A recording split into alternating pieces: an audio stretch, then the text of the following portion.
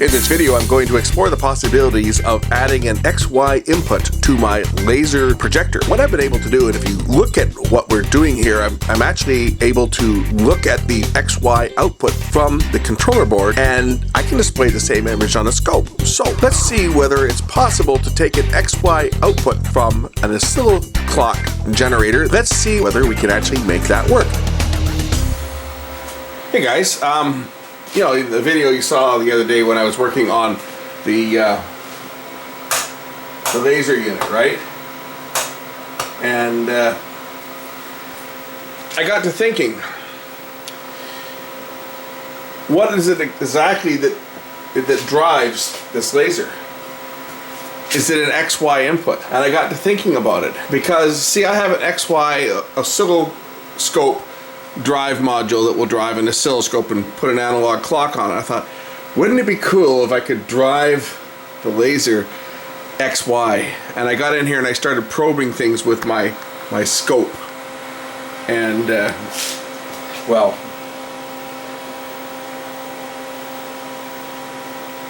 there's my scope in XY mode.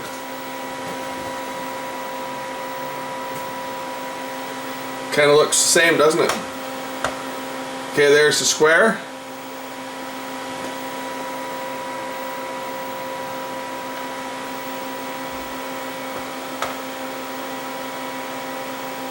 Okay.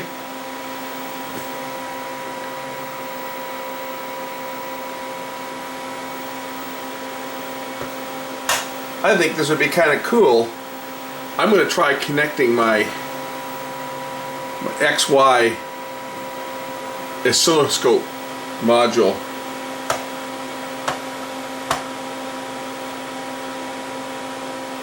But you can see there's that one, and here's what it's showing. Oops, not quite pointing it at my TV there, but you get the idea. That's what we're seeing. We're seeing on the scope display, we're seeing the same pattern that is being displayed by the laser. So that got me to thinking, I think I'll try and see whether my oscilloclock display module can drive this thing. So that's my project for this video.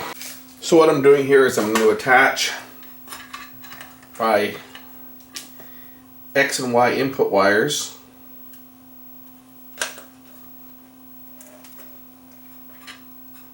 to the X and Y. These are the motor drive modules that drive the X and Y inputs to drive the two stepper motors that scan the laser in the X and Y axis.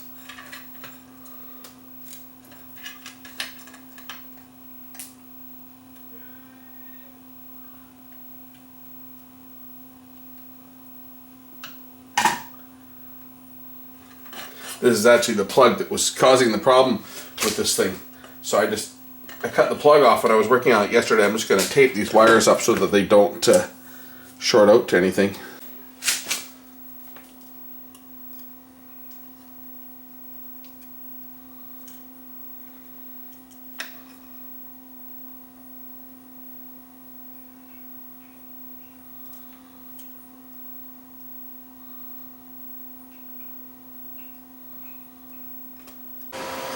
Well, I got something. Doesn't really resemble a clock, does it? Well, I guess it does. It's not the right shape, but hey, we got something more than we started with, that's for sure. You can almost see the hands moving. I would say it has something to do with the way the graphics are generated between this and the way that the graphics are generated between the internal generator on there, but as you can see, it does work.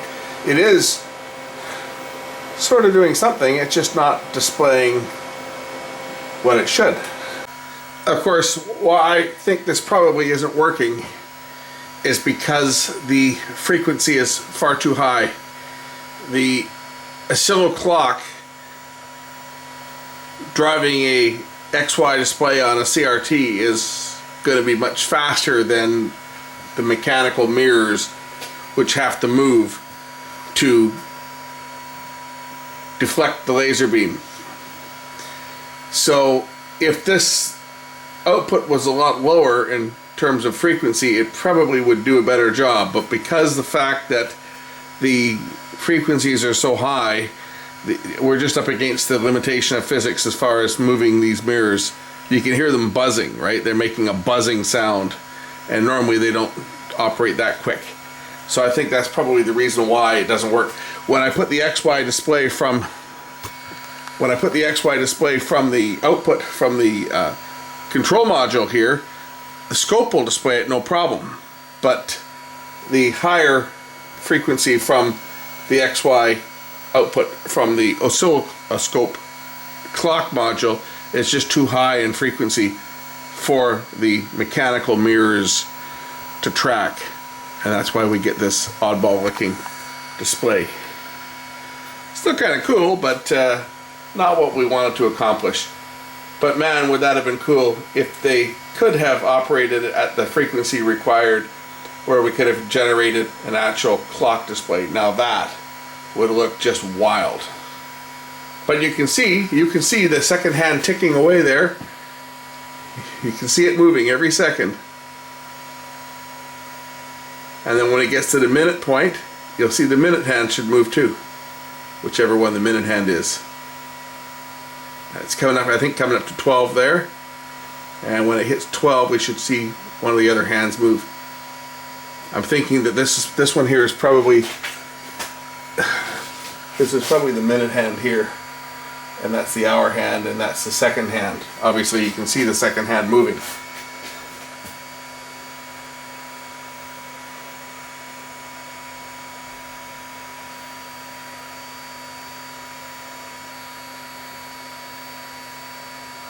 There, that was the minute hand there. We just saw this one move. So that's going to be the hour hand, that's the minute hand, and the second hand is the one that's ticking along there.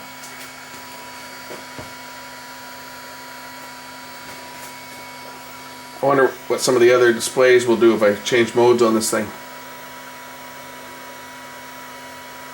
Yeah, you can't read any of the graphics, unfortunately, because it's just not fast enough. Of course, now I'm just putting it back together.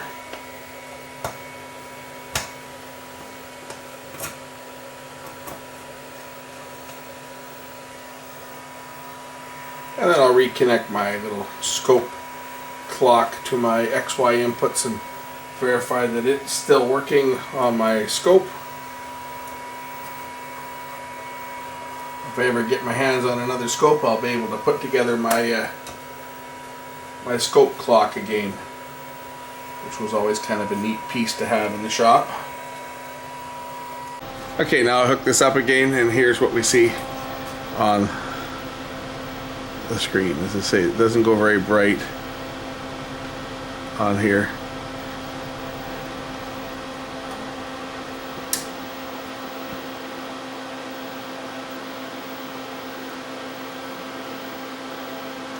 But there's the oscilloscope clock display, and yeah, it works. It works great. But because of the high frequencies to generate the clock raster, it just couldn't, and also of course puts the date and so forth on here. Because of the high frequencies that were needed, the laser just couldn't track it. Anyway, I'll put this back in service someday as a clock when I get my hands on another scope. Maybe I'll put a quieter fan in this one and use this one for it. It actually looks kind of nice, right? I got a lot of lights on it here, and when it's not so bright, this actually looks very nice, even on this old 54-year-old scope. But I would like to get my hands on another 2-channel XY scope that's a little smaller than this one and run this dedicated. But it works. It's a nice little conversation piece. These boards aren't super common these days. Just reconnecting my probes for use. I did have this up in the corner of the garage, but as you can see, what I'm using right now for my timepiece. You can see the burn on that monitor, but I just used that old TV use that as my digital clock, or my analog clock. It's just got clouds drifting through the background and a nice static display. And maybe someday I'll be able to burn the clock face into that tube.